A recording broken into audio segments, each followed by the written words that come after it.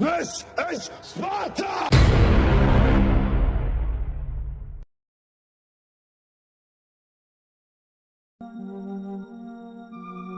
Pada zaman dahulu kala, berlatar di tanah Sparta, semua bayi yang lahir akan selalu diseleksi. Mereka yang kecil atau lemah, sakit ataupun cacat, akan dibuang begitu saja di tempat yang sudah dipenuhi puluhan bahkan ratusan tengkorak dan tulang belulang manusia. Dan ketika anak sudah menginjak usia 7 tahun, mereka akan dipisahkan dari ibu mereka untuk menjalani latihan fisik dan mentalnya. Bahkan dia juga diajarkan untuk bertarung dan kalau perlu membunuh lawannya. Semua itu dilakukan agar Sparta mempunyai prajurit kualitas premium grade A yang siap untuk digunakan untuk berperang. Dan kemudian anak yang terlihat kuat akan dikirim ke alam liar untuk menguji ketahanan sang anak menghadapi kejamnya alam seperti yang dialami Leonidas pada masa kecil. Di alam liar, dia bertemu serigala raksasa, hewan yang sangat buas dan memiliki mata yang merah menyala. Tanpa sedikit pun menunjukkan ketakutan dan kepanikan, Leonidas berjalan berhati-hati memancing sang serigala memasuki celah sempit di antara dua bebatuan besar untuk kemudian menombak hewan ganas itu. Setelahnya Leonidas pulang dengan menjadikan kulit sang serigala sebagai cindera mata. Dia pulang, dia disambut layaknya seorang raja karena memang kini dia resmi dilantik menjadi Raja Sparta. Bertahun-tahun kemudian datang sekelompok orang berkuda. Mereka merupakan utusan dari Persia yang datang ke Sparta untuk menemui Raja Leonidas. Kemudian sang komando memperlihatkan beberapa tengkorak bermahkota. Dia berniat untuk mengintimidasi para prajurit Sparta. Sementara itu, Leonidas sedang melatih putranya bertarung. Dia bernama Pleistanchos dan istri Leonidas yang tengah memperhatikan dia bernama Ratu Gorgo. Sang komando mengutarakan maksudnya agar Sparta tunduk dan menyerahkan tanah air mereka kepada Persia. Saat Ratu Gorgo berkomentar, sang komando utusan pun marah dan bertanya bagaimana seorang wanita dapat berbicara seperti itu di antara para pria. Sparta mempunyai reputasi yang apik sebagai pejuang yang gagah dan berani. Mendengar kata tunduk jelas membebani pikiran sang raja, apalagi dengan cara penyampaian dari utusan tersebut yang terkesan angkuh dan merendahkan istri sang raja, membuat isi kepala Leonidas mendidih. Lantas segera ia mencabut pedangnya dan menendang utusan tersebut ke dalam sumur yang sangat dalam. Thrones and heads of conquerors threaten my people with slavery. Sparta! This is Sparta! Kemudian Leonidas pun mengunjungi kuil yang lokasinya di atas bukit bebatuan yang begitu tinggi dan terjal. Hendak menemui pendeta yang biasa disebut dengan Ephors. Mereka mempunyai fisik buruk rupa karena mereka adalah keturunan dari perkawinan sedarah.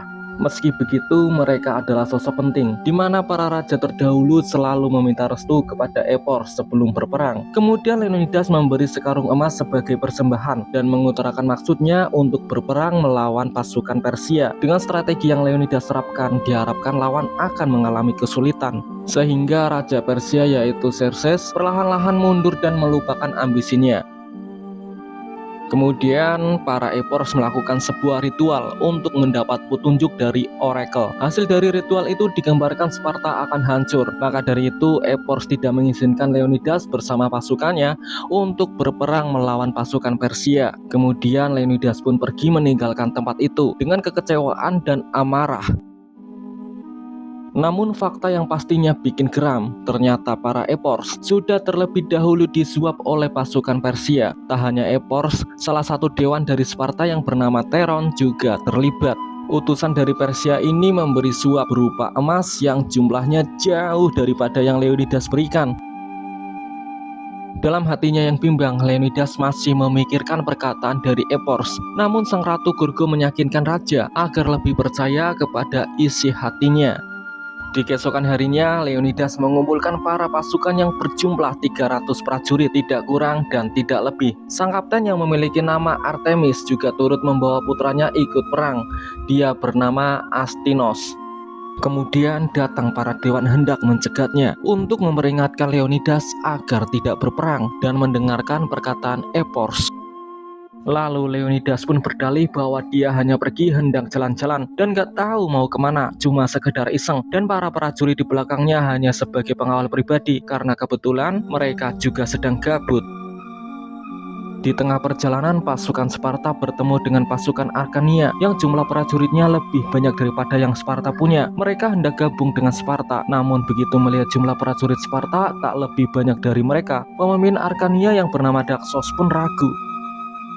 Lalu Leonidas pun meyakinkan Daksos bahwa pasukan yang ia bawa adalah pasukan pilihan dan terlatih yang memang sengaja dikhususkan untuk berperang. Mendengarkan perkataan Raja Leo, akhirnya Daksos pun percaya dan mau bergabung menjadi sekutu Sparta. Di sepanjang perjalanan, mereka menyaksikan desa yang telah hancur, yang dipenuhi dengan jasad prajurit perang hasil dari brutalnya pasukan Persia. Dan ternyata penduduk sipil pun tak luput dari amukan kekejaman pasukan Persia. Bukannya gentar, pasukan Sparta pun semakin berapi-api buat ngancurin Persia yang di bawah kepemimpinan Raja Xerxes.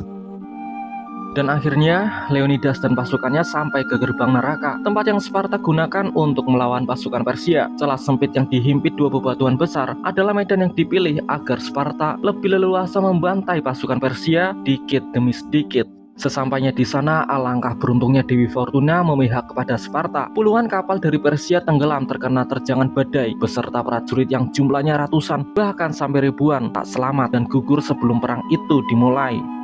Dan ya, ternyata jumlah pasukan Persia jauh lebih banyak yang diperkirakan, karena ribuan pasukan Persia yang diterjang badai tersebut bahkan jumlahnya tak sampai dari 10%.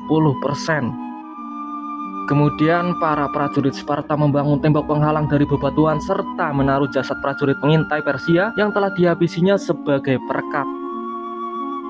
Dan setelah itu, salah satu prajurit Sparta juga memotong tangan sang komando utusan Persia untuk memperingatkan Raja Xerxes. Saat Leonidas sedang mempersiapkan strategi, kemudian datang seorang pria cacat nan bungkuk mengenakan seragam prajurit menemui Leonidas. Sosok pria itu bernama Ephialtes. Ia mengutarakan niatnya dalam membantu Sparta untuk melawan Persia.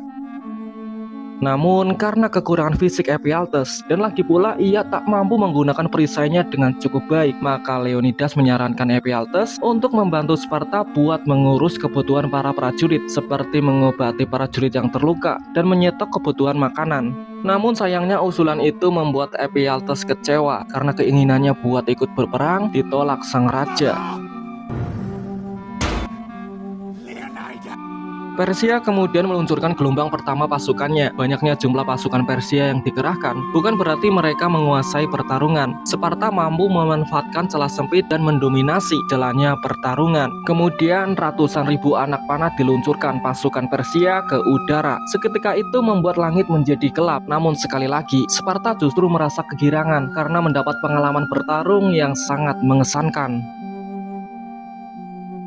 Setelah itu kemudian kita diperlihatkan dengan sosok Raja Persia berkilauan emas-emas menghiasi badannya yang tinggi dan berwibawa. Ia bernama Xerxes. Ia mendatangi Leonidas secara langsung, menawarkan beberapa keuntungan menarik padanya. Dan yang pasti, syaratnya Leonidas harus tunduk kepadanya. Akan tetapi Leonidas tetap kekeh pada pendiriannya dan mengaku bahwa kakinya pegal setelah ngebantai pasukan Persia, sehingga kakinya sulit bertekuk lutut. Kemudian pasukan gelombang kedua tiba. Pasukan yang menamai dirinya sebagai pasukan abadi dinilai lebih kuat dari pasukan gelombang pertama, dan beberapa pasukan Sparta akhirnya tumbang kali ini. Monster berbadan besar dikerahkan, memperlihatkan pertarungan sengit antara si monster dan juga sang raja. Monster yang tak kenal rasa sakit ini pun pada akhirnya tumbang lewat tebasan pedang sang raja. Dan kemudian pasukan Arkania pun datang dari persembunyiannya, membantu jalannya pertarungan prajurit Sparta. Dan pada akhirnya pasukan abadi pun berhasil dikalahkan. Raja Xerxes yang tengah memperhatikannya sangat marah, sekaligus ngeri akan ketangguhan pasukan Sparta. Di pertarungan berikutnya, Persia mengerahkan pasukan badak, sihir, dan gajah. Pertarungan yang seharusnya dimenangkan Persia ini namun tak pernah terwujud. Yang ada, Persia harus menerima fakta akan kekalahannya secara berurutan. Xerxes tak kuasa menahan emosinya, lalu ia memberi hukuman kepada para jenderalnya sebagai peringatan. Di pertarungan kali ini, Astinos, putra dari sang kapten, akhirnya gugur. Tangisan amarah tak lagi terbendung. Kemudian kapten menghabisi lawannya secara membabi buta sebagai bentuk luapan emosi pada hatinya yang hancur.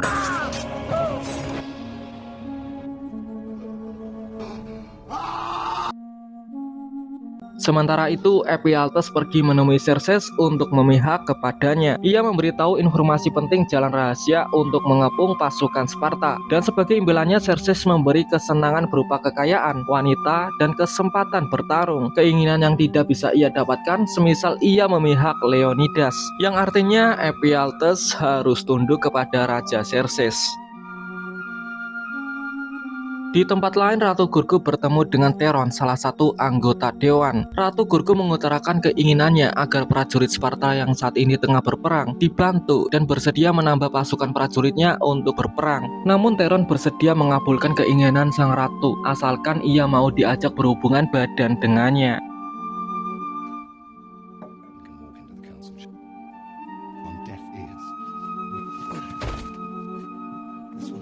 Di lokasi perang, raja menghampiri salah satu prajuritnya yang bernama Delios untuk menanyakan keadaannya. Lalu tiba-tiba Daxos, pemimpin Arkania, datang memberi kabar kepada Leonidas bahwasannya Ephialtes telah membocorkan rahasianya kepada Xerxes, dan diprediksi esok hari Xerxes beserta ratusan ribu pasukannya akan mengepung pasukan Sparta, dan pasukan Arkania pun tak mau ambil resiko karena mungkin dipastikan mereka akan mengalami kekalahan. Maka dari itu Daxos beserta para pasukannya lebih memilih mundur dari lokasi perang. Sementara itu, Leonidas dan para prajurit Sparta tetap kekeh dan melanjutkan perang. Selain karena harga diri, dia juga tak mau mengkhianati para prajurit yang telah gugur membela dirinya dan tanah air Sparta. Sadar bahwa esok hari mungkin dirinya dan seluruh prajurit Sparta yang saat ini tengah berperang tak akan selamat, maka raja menyuruh Delios untuk pulang, menceritakan kisah perjuangan pasukan Sparta dalam membela tanah airnya, agar seluruh rakyat Yunani tahu apa yang terjadi pada pertempuran ini. Di keesokan harinya, Ratu Gorgo menemui para anggota dewan. Ia berpidato tentang alasan mengapa para dewan harus mengizinkan para prajurit pergi perang membantu sang raja. Setelah pidatonya berakhir, kemudian Theron menghampiri Ratu dan menghinanya. Ia memberitahu semua orang bahwa Ratu mendatanginya dan menawarkan diri kepadanya. Namun sebagai orang yang jujur, Theron menolaknya. Hal ini justru berbanding terbalik pada fakta yang ada. Karena marah, Ratu mengambil pedang untuk menusuk perut Theron. Begitu ia mencabut kembali pisau tersebut, koin emas bergambarkan wajah Raja Xerxes berjatuhan dari dalam pakaiannya, dan ketika salah satu anggota dewan mengambilnya, ia menyadari bahwa Theron telah disuap dan selama ini dia adalah pengkhianat. Sementara itu, di lokasi perang, para prajurit Sparta telah dikepung oleh ratusan ribu prajurit Persia. Kemudian Xerxes pun berdiri untuk menonton Leonidas tunduk kepadanya. Semua peralatan perang Leonidas dilepas dan perlahan ia bertekuk lutut. Namun kemudian salah satu prajurit Sparta berlari dan menusuk salah satu antek dari Persia itu. Dan saat semua prajurit mulai bertarung, kemudian Leonidas mengambil tombaknya dan melemparkannya ke arah Xerxes, sehingga tombak itu mengenai tepat menggores di pipi Xerxes hingga berdarah. Xerxes pun terkejut dan tak mempercayai apa yang barusan terjadi.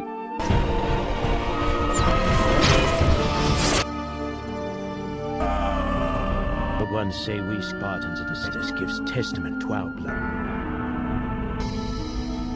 Semua prajurit Sparta akhirnya tumbang, dan salah satu prajurit tersebut sempat mengutarakan kalimat pesan bahwa suatu kehormatan dirinya telah mati di sisi sang raja. Maka Leonidas pun menjawab bahwa suatu kehormatan pula telah hidup bersama di sisi para prajuritnya. Dan kemudian ratusan ribu anak panah diluncurkan sehingga sang raja pun tak selamat. Delios telah sampai di tanah airnya, dan kemudian ia mengutarakan pesan yang diamanahkan sang raja kepadanya tentang kisah perjuangan raja bersama 300 prajuritnya dalam membela tanah air. 1 tahun berjalan, kini Delios memimpin Sparta. Namun kali ini ia membawa puluhan ribu pasukan di belakangnya dalam upayanya untuk berperang kembali melawan Persia.